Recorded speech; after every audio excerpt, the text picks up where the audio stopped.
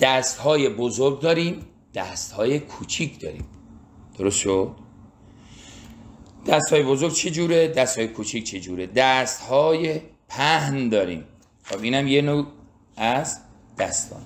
بعد میایم خدمت شما عرض میکنیم ما 7 نوع دست داریم. دستان ابتدایی، دستان چارگوش یا مربعی، دستان قاشقی، دستان مخروطی، دستان روحی و ذهنی، دستان فلسفی، دستان مخلوط. خب این شد شکل دست. پس تو کفشناسی کایروسوفی یا کایروسوفی کایرونومی ما 7 مسئله رو میگیم که در واقع اینو که ما داریم میگیم کل کفشناسیه. حالا 200 جلسه برای شما حال داشته باشیم میگیم یا 500 جلسه بگیم دیگه، حالا هرچه لطف خداست. ما کفشناسی یا کایروسوفی رو تقسیم میکنیم به 2 بعد، یک کایرونومی، یک کایرومانسی. کایرونومی رو داریم میگیم یک شکل دست، گفتیم دیگه 7 نوع شکل دست داریم. بعد دوباره دستهای پهن داریم، دستهای نمیدونم کوچیک داریم، دستهای بزرگ. این جذابیت داره، ما خیلی مباحث رو اونجا میگیم. سری نری سراغ خطوط. بعضی یه نمه‌ای بلد باشه میرم میگه آقا ما مثلا 4 تا 5 تا 6 تا خط داریم، اینو میگیم خط زندگی، اینو میگیم خط عقل یا سر، اینو میگیم خط عشق یا دل، اینم خط سرنوشت، اینم خط ازدواج، اینم نکاتش. تمام شد، رفت، خداحافظ. ما نه، ما با شکل دست که این دست ها رو وقتی من میگم این دست ابتدایی است، این دست فلسفی است، این دست روحی یا ذهنی است، این دست مخروطی است، این دست مخلوطی است، من همون حرفی رو میزنم از اینجا، همون تبیینی میکنم که از یه خط جدا همین تفسیر رو در میارم. بنابراین شما خط رو ندیده، آقا اتفاقی دست فرد رو نگاه میکنیم. حالا تو دستا توضیح میدم. با اون تعریفی که من به شما میدم، با اون فاکتورهایی که من به شما میدم، اینها رو سبک سنگینی میکنی، میبینی این دست ابتداییه. خب همونجا میای سریع تحلیلش میگین چه جور آدمیه. طبق تحلیلی که ما کردیم بعدا میفهمیم این به درد همکاری میخوره یا نه، به درد رفاقت میخوره یا نه، به درد همصحبتی میخوره یا نه و الی ماشاءالله. شما تفسیرتون رو میکنید. پس تو بعد کایرونومی یک شکل دست رو بررسی میکنیم و اینم میگم از به جایی میرسید تو کلاس های ما که همون برداشتی رو شما از شکل دست میکنید که از خط ها میکنید، که از انگشت ها میکنید، که از تپه ها میکنید. گرفتی؟ اینجوری کایرونومی یک شکل دست رو بررسی میکنید. 2 بحث تقسیم بندی که هر دو رو یه جا گفتم دیگه، شکل دست و تقسیم بندی رو اینجا یه جا گفتم. 3 رنگ دست، پوست دست نرمه، رنگش قرمز، ارغوانی، نیلی، زرد، چیه، اینا رو تو این بود برسیم. پوست دست شله، زبره، چی جوریه، برجسته، همه اینا رو اونجا بررسی میکنیم.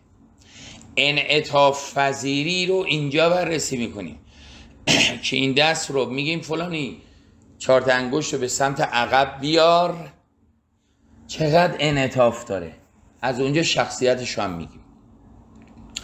4 انگشتان رو نگاه میکنیم. اولا انگشتان به چه شکلیه، تمایل انگشتان به کدوم سمته، فاصله بین انگشتان هست که نور از این روزنه هاش رد بشه یا نشه، اینا رو ما کار داریم. انگشتش کجه یا کج نیست. ببین هم شخصیتش میگیم در اونجا، هم بیماریش میگیم. اینم نکته بعدی. نکته بعدی بین انگشتان یک انگشت رو خیلی ما بولدش میکنیم. چرا؟ این خیلی بحث داره به نام شست. انگشتان اونجا بحث میکنه اما شست رو جدا بحث میکنیم اصلا، چون خیلی مهمه. اصلا در گذشته در جاش هم میگیم کتاب در رابطه با شست نوشتن، اون موقع خیلی مهم.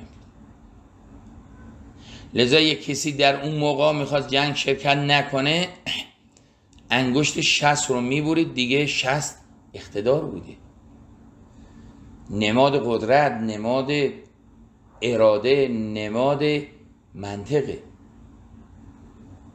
در یه فرهنگ میبینیم مثلا میگن فلانی گیس بریده است. یه گیس نماد زیباییه، نماد جماله، نماد عفت و پاکدامنیه. یه کسی رو که میخواستم یه کار شنی خدای نکرده انجام میداد، خواستن تنبیه بکنن، گیسش میبریدن. بعدا میگفتن گیس بریده، یعنی ایشون دچار یک عمل قبیحی شده. نماد عفت رو ازش میگرفته. لذا نماد قدرت رو تو 60 بوده. کسی میخواد بچه‌اش تو جنگ شرکت نکنه، 60 رو میبریدن. نمیبردنش تو جنگ، تو جاش میبریدن. بله. چرا 60 میگفت این که 60 نداره به درد نمیخوره. لذا انگشتان تو کایرونومی به عنوان شماره 4 بررسی میکنیم، شماره 5 60 رو بررسی میکنیم. شماره 6 ششمین چیزی رو که در کایرونومی، در شاخه کایرونومی بررسی میکنیم ناخن هاست. خیلی مباحث رو از ناخن ها ما میگیم و از این استفاده میکنیم. خیلی برداشت ها رو میگیم از ماهک ناخن، از خود ناخن، پهنی ناخن، درازی ناخن، ناخن مخروطیه، مخلوطیه، نمیدونم قاشقیه، به چه شکلیه، اینا همه حرف داره. خب اینا رو ما بررسی میکنیم. در کایرونومی نکته آخر تپه های دست رو ما بررسی میکنیم. میایم میگیم ببینید زیر انگشت اشاره یا مشتری یا سبابه برجستگی که قرار داره در زیر ریشه اون انگشت، ما بهش میگیم تپه جاه طلبی، تپه مشتری، تپه ژوپیتر. خب هر حرفی در اینجا هست رو ما در اونجا میایم میگیم، ما میایم اونجا مطرح میکنیم. میگیم برجستگی زیاد، خیلی خلاصه ترینش الان میگم بعد مفصلشو میگم. میگیم در برجستگی زیر انگشت اشاره که ما بهش میگیم مشتری یا جاه طلبی یا ژوپیتر، این برجستگی زیاد نشانه انتظارات و خواسته های فرد در رسیدن به اوج و مراتب ترقی بالاست. یا به همون عبارت دیگه این نماد جاه طلبی فرده، تپه جاه طلبی. هر اندازه برجسته تر باشه میزان حرصش، میزان آرزوش بیشتره.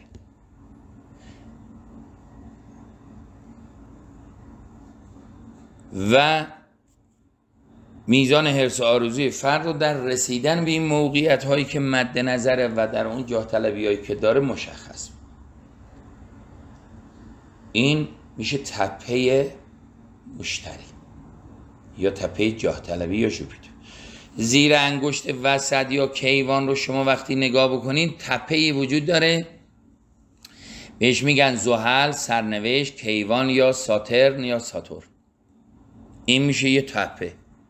خب این دوباره برای خودش یه حرفهایی رو داره و باز باید توضیحات شما بدیم که انشالله سریع جاش من بگم بهتره. فقط خواستیم تا اینجا یه نمونه رو اشاره بکنم بدونیم در بحث کایرونومی ما 7 تا نکته رو میگیم، به همین ترتیبم پیش میریم. این رو تا اینجا که گفتم 90% کفشناسا بررسی نمی کنن، خیلی واردش نمیشن. زحمت زیاد داره، حرف زیاد داره، رسیدن به حرفان به هر حال پیچیدگی‌های خودشو داره که ما انشالله اینها رو برای شما خواهیم گفت. پس در کفشناسی یا کایروسوفی که تقسیم میشه به کایرونومی و کایرومانسی، تو کایرونومی 7 تا چیز رو ما بررسی کردیم، یعنی اشاره کردیم عنوانش رو: شکل دست، تقسیم بندی دست، رنگ پوست، انعطاف پذیریش، انگشتان، شست، ناخن‌ها، تپه‌های دست. این 7 مورد. حالا میایم توی کایروسوفی از نوع کایرومانسی که همینجور داریم توضیح میدیم، تو تصاویر شما این عنوانها رو هم میبینید. خب تو کفش خانی یا کفشناسی کایرومانسی چه چیزایی رو ما بررسی میکنه؟ اولا خطوط اصلی رو ما ببینیم بعضیا 3 تا رو میگن خط اصلی، بعضیا 4 تا رو میگن، بعضیا 6 تا رو میگن. این رو انشالله تو توضیحات خطوط میگن، اینجا فقط اشاره میکنم. در کایرومانسی اولا خطوط اصلی کدوم؟ 1 خط زندگی، 2 خط سر یا عقل، 3 خط عشق یا قلب، 4 خط سرنوشت، 5 خط خورشید، 6 خط تیر یا سلامتی. شما الان اینجا رو نگاه بکنید، این خطوطه، خطای اصلی که ما گفتیم اینجا هست. الان این تصویر رو وقتی نگاه میکنیم، در این تصویری که همه خطا رو آوردیم، این خط زندگی است، بعدیش خط عقل یا خط سره، بعدیش خط عشق یا دله، بعدیش خط سرنوشت. خط سرنوشت ببینید کجاست؟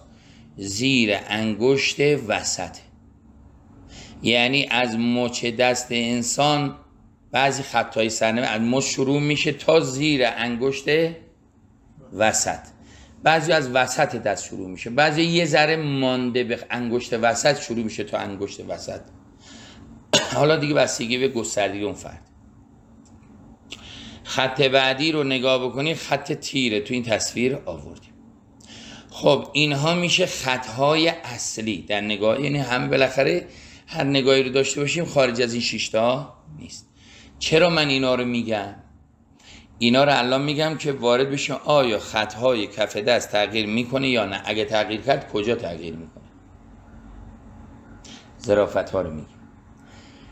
امروز تو این جلسه این نکات رو گفتیم، دیگه این سرفصل ها رو ما اجمالا نمیگیم، وارد هر کدوم از اینا جدا جدا میشیم.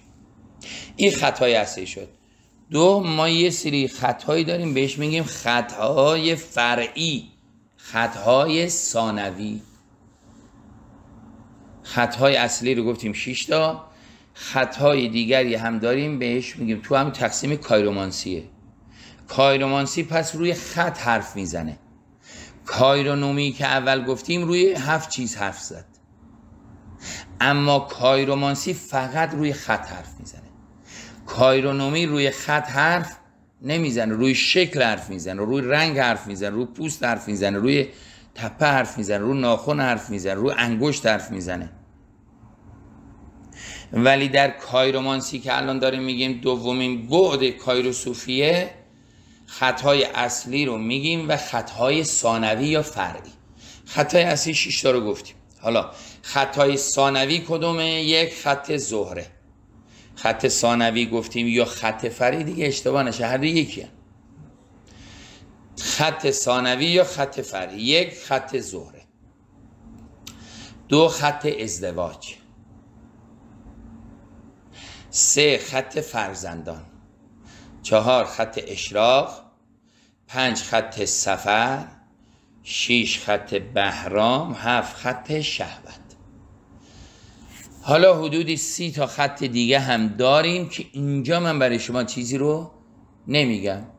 هنوزم برای دوستانی که با ما درس داشتن، این همه جلسات و ساعت هم با ما بودن، هنوز اونها رو نگفتم. فقط آخرین دوره‌ای که برای بعضی از دوستان داشتم، اونجا فقط گفتم این خطها رو ما داریم. حالا چی هست و چی جور هست و سر جاش ما انشالله میگیم. بنابراین الان تو این تصویرم شما نگاه بکنید، تک تک این خطها رو میبینید. این الان میبینید خط سفره، دیدید؟ از قسمت 60 و خط زندگی یه خطی به سمت پایین میاد، به سمت تو تپه ها وقتی نگاه بکنید حدوداً به انتهای تپه ماه میرسه. گرفتید؟ به انتهای تپه ماه میرسه، اون رو ما بهش میگیم خط سفر. تو اینجا هم هست. کدوم؟ خط سفر اینی که الان اینجا میبینید. به عبارتی تو این تصویر نگاه کنید، من کشیدم دیگه، حدوداً یه همچین چیزی. گرفتید؟ تو این تصویر نگاه کن، این خط رو دیدی؟ اینجا هست، در اون تصویری که نوشتیم بر دست ها نوشته شده خوب و زشت ما، چون دست هاست آینه سرنوشت ما. اون دستی که توش اون گل زرد کشیده شده، خب کنار خط زندگی ببینید یه خطی به سمت تپه ماه میره، اون رو بهش میگن خط سفر. گرفتید؟ این یه بعد از خط سفره. این یه قسمتش فقط تو این تصویر آوردیم. خط سفرهای دیگری هم ما داریم. حالا ببینم اگر اون دست رو من در این تصویر بیارم اینجا به شما نشون میدم. خب تو قسمت دست های 4 گوش یا مربع، تو این قسمت این دستی که داخلش رو نشان میدید ببینید. حالا آرم ما هم روش علی متحرینی ها نوشته شده، ولی اینجا رو نگاه کنید از تیغه دست یه سری خطهایی هست، میبینید الان با موس میبینید. گرفتید؟ حالا یه جایی که شکل ماهی رو میخوام نشون بدم، علامت ماهی در خط سفر نشانه کسب درآمد در سفره، اونجا مفصل به شما میگم. اون خطا خطای سفره. پس یه خط سفر تو اون شکل نشون دادم، تو اینه. الان اینجا معلومه. ببین تو همین دستای مربع ببین از خط زندگی نگاه بکنید، یه خطی همینجور میاد سمت انتهای تپه ما، این میشه خط سفر. دیدید؟ شما الان راحت این رو میبینید. ببینم مال شما داره یا نداره. ببین حدوداً اینه. گرفتید؟ حدوداً اینه. ببین این میشه همین خط سفر. بهترشو اینجا ببین. میبینی چیه؟ اینه. خیلی خوب. الان رو این تصویر دستهای مربع، تو این تصویر وقتی نگاه میکنی از خط زندگی اولا یه خطی به سمت پایین میاد، این میشه خط سفر. این یک. دوم از این تیغش رو نگاه بکنید، موس ما اینجاست، اینم میشه خط سفر. از تیغه به سمت بالا میاد، از سمت به سمت مرکز دست میاد. خب اینم میشود خط سفر. خب خط سفر خط اصلی یا خط ثانوی فرعی؟ میشه خط فرعی. خب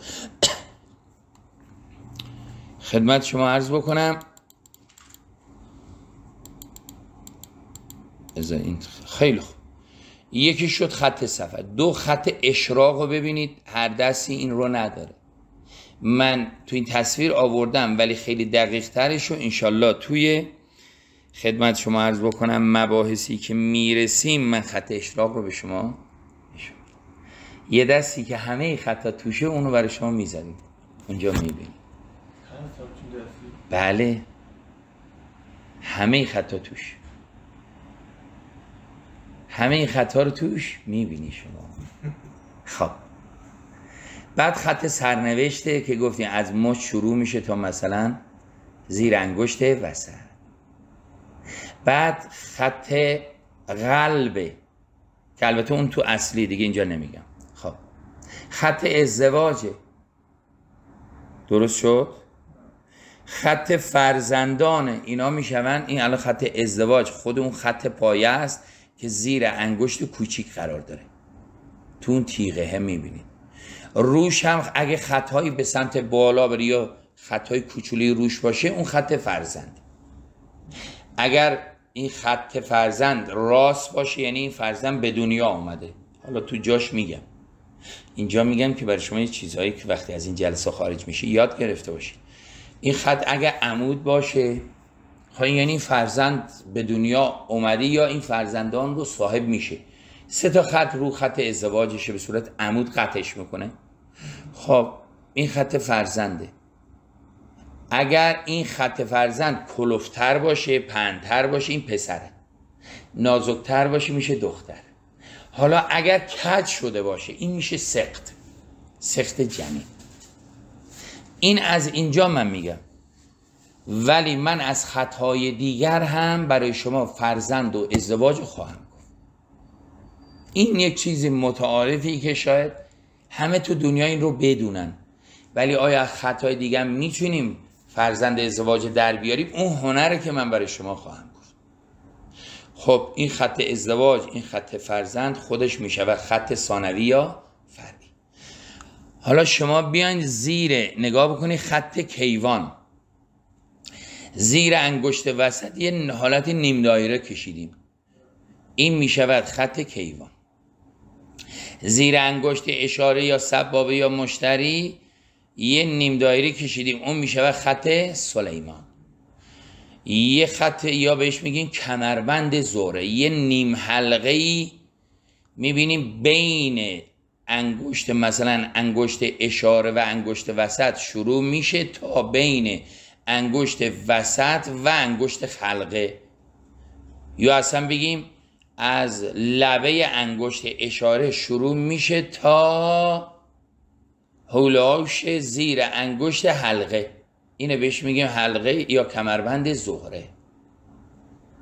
خب این هم ما داریم که انشالله تو جاش همه اینا رو یکی یکی میگیم، شکلش هم برای شما قشنگ و دقیق میگیم، رو دستا هم نشون میدیم و این دستی که همیشه همه عکس‌ها رو روش تصویرها رو آوردیم، خطا رو آوردیم، اینجا هم شما مشاهده میکنید. خط بعدی خط بهرامه. تو این تصویری که همه رو یه جا کشیدیم یه ذره اومده تو قسمت زیر انگشت شست، نه به موازات خط زندگی خط بهرام یا بهش میگیم خط خواهر، یعنی بیا به موازات. الان همون دستی که نوشته بر دست ها نوشته شده خوب و زشت ما، اون دستی که مردونه هست و روش یک گل هست، خط زندگیشو نگاه بکن مشخصه. حالا رو شستش وقتی نگاه میکنی ببینی یه خطی هست دوتایی هم شده، اینه ما بهش میگیم خط بهرام. دیدی شما؟ معلوم نیست؟ آفرین، به خاطر همین عرض کردم جلوتره. حالا این دقیقشه، رو اون دستی که همه خطا توش هست این خیلی قشنگ اومده تو بهمه آرمال شما یه ذره شروع شده، بنابراین این رو اونجا خواهید دید. خب تا اینجا رو داشته باشید حواستون پرت نشه. خط بعدی چیه؟ بهش میگیم خط شهوت.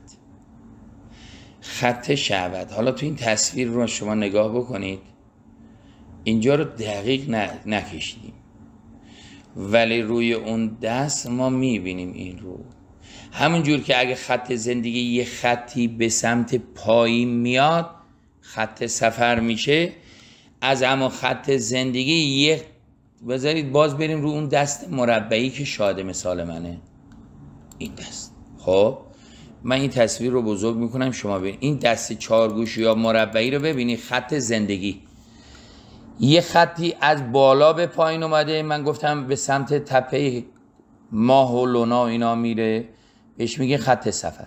خب زیرش یه خطی از خط زندگی به سمت بالا میاد که میخوره به این خط سفر که تشکیل یه مثلث رو میده، اون رو بهش میگن خط شهوت. این دقیق ترینشه تو دست. دیدی؟ خط زندگی رو وصل کرده به خط سفر. آفرین. در واقع خط زندگی یه خطی از حدوداً اون قسمتی که به نزدیک به مچ دست میشه یه خطی از پایین به بالا میاد، اونو میگیم خط شهوت.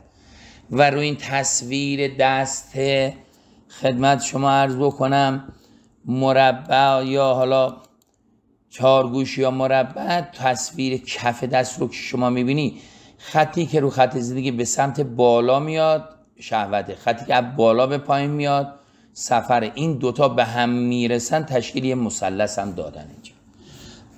درست شد؟ این رو یاد بگیرید دقیق بشید، بعد نکاتش هم اونجا میگیم. بنابراین شما در این تصاویر من به شما همه رو نشان دادم. خب این دوتا پس کفشناسی یا کایروسوفی تقسیم شد به کایرونومی یا کایرومانسی. در کایرومانسی فقط خطوط رو ما میگیم. تا اینجا دو جور خط گفتیم، خطای اصلی 6 تا، خطای فرعی یا ثانوی هم برای شما گفتیم، اون چند تاست؟ اون 7 تاست. خب یه خط دیگه از تو این فهرست من نیاوردم، ما بهش میگیم خطهای اتفاقی. خطای اتفاقی. آقا از همین خط اصلی، از همین خط ثانوی یه خطهای ریزی به سمت بالا یا به سمت پایین میرن، اونا رو ما میگیم بهش خطهای اتفاقی. کف دست ها رو نگاه میکنیم، به جز این چند تا خطی که توضیح دادیم میبینیم خطای ریز. الان اینجا نگاه کن چقدر خطای ریزه. مثلا میبینید رو خط زندگی یا عالم خط کوچولوی ریزه، اونو ما بهش میگیم خطای اتفاقی. درست شد؟ خب پس توی تقسیم بندی کایرومانسی خط اصلی 6 تا، خط ثانوی 7 تا و یا عالما خطای اتفاقی خواهیم داشت. در تقسیم کایرونومیش هم شکل دست و تقسیم دست و رنگ و پوست و انعطاف پذیریش و انگشتان و شست و ناخن و تپه ها رو داریم. این کل کف شناسی میشه، همینا میشه. ولی هر کدوم میبینید به فراخور حال خودش دارای تقسیم، دارای مباحث مورد بحث خودش هست. خب نکته بعدی که من اینجا در خدمت شما بزرگواران دارم عرض میکنم در این دقیقه 51، اینم به عنوان یک درآمدی بر این مباحث، آیا خطوط کف دست تغییر میکند یا نه؟ اینم بحث مهمیه. این همه خط رو که گفتیم تو این دستم نشون دادیم، 6 تا اصلی، 7 تا فرعی یا ثانوی یا عالمم اتفاقی، آیا تغییر میکنه یا نه؟ جواب بله. خب تغییر میکنه، آیا همه تغییر میکنه یا بعضیا؟ کدوم؟ اما تغییر در انشعابات و یا خطوط بالا رونده یا پایین رونده از خطوط اصلی اتفاق خواهد افتاد. این اولا. انشعابات می شود خطوط اتفاقی. اولا خطوط اتفاقی که زیاد اتفاق میفته. یه نکته هم همینجا بگم، باز خارج از نکته خارج نشید از این جلسه.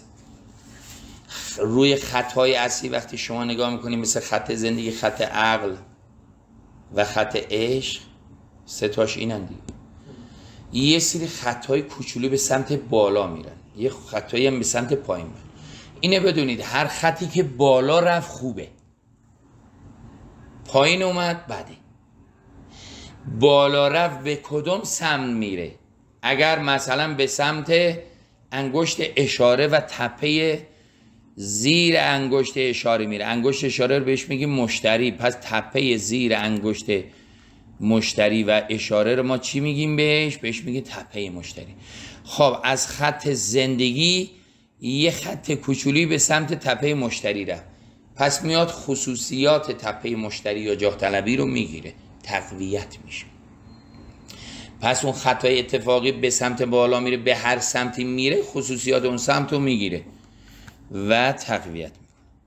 پس تا اینجا گفتیم تغییر در انشعابات یا خطوط بالا رونده یا پایین رونده از خطوط اصلی اتفاق خواهد افتاد. تغییر اتفاق، یه وقتی تقویت میکنی روحی، خب اون اونجا پدیدار میشه. یه وقتی میبینید مثلا ضعفی پیدا شد، دوباره به سمت پایین این اتفاق میفته.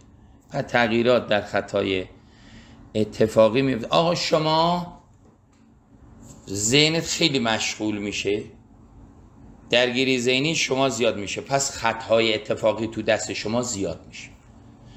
آدم ریلکسی میشی، ذهنت آروم میشه، خیلی مشکلات حل میشه. خطهای کف دست، خطهای اتفاقی، خط ریزهایی که تو دست رو شلوغ میکنه، اونا حذف میشن، کم میشن. تغییر کرد یا نه؟ بله، این تغییر اتفاق میفته. خیلی حرفه ها همونجوری نگاه بکنیم آقا مشغله فکری. بله. تا نگاه کردی راحت میگی مشغلت زیاد یا مشغله، از اونجا میفهمی روحش در چه حالیه، روانش در چه حالیه. ترتیب و مسیر خطوط اصلی تغییر نمیکنه، اینو تو ذهن داشته باشی. ترتیب و مسیرش، مسیر خط اصلی معلومه، از نگاه من دارم میگم، نگاه من اینه.